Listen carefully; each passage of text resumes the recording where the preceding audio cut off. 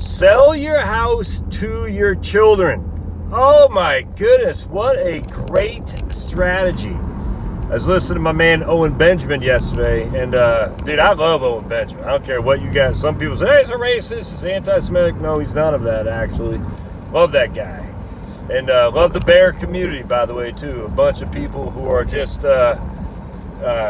revelation, not revolution, if that makes sense. I love it, man.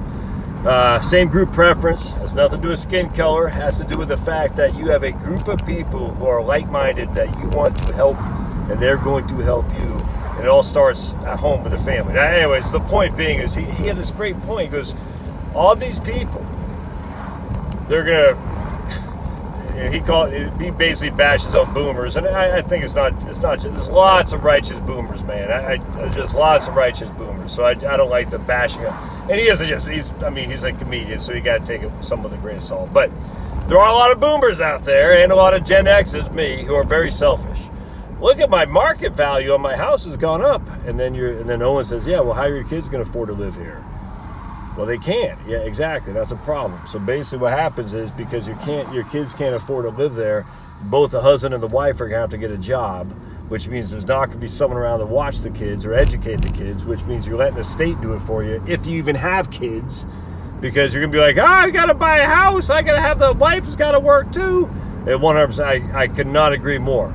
So the value of these homes going up, yeah, it makes you have more equity on paper, but it's destroying communities where your children can buy a house as well without having to freaking break the bank, without having to send the mom to work, without having to send the government schools to be your daycare and primary care, essentially the whole thing from day 1 to freaking day 18. So anyway, his point being is, well, you ever like, so someone wrote in, it's like, man, I can sell my house and I can basically, I can buy all kinds of stuff. And the guy's like, well, why don't you sell your house to your children for cheap? And I said, man, that's spot. I haven't even thought about that. I said, that's a great idea.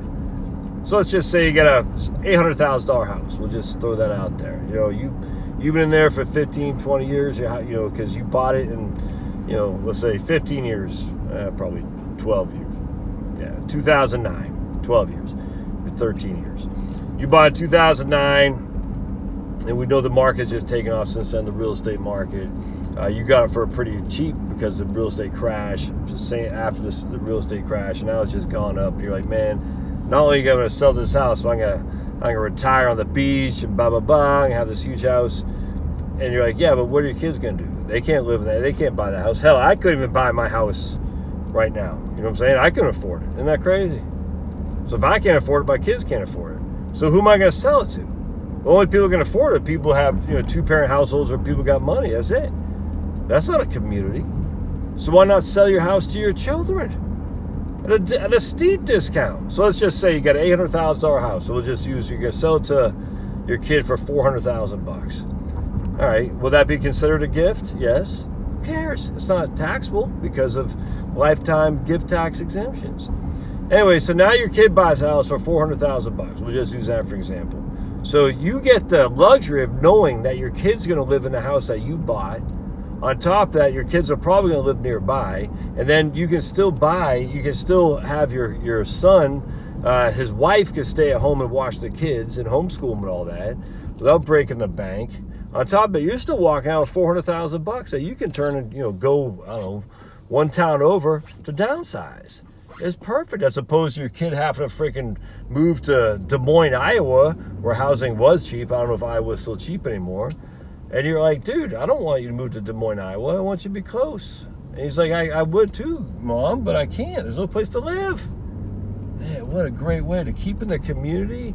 Don't break the bank for your kids. You get the kids can still buy the house that they grew up in. Now, it's going to be a challenge in some regard. If you have a big house like I do, are your kids going to be able to afford, my kids aren't even close to being married yet, if that makes sense.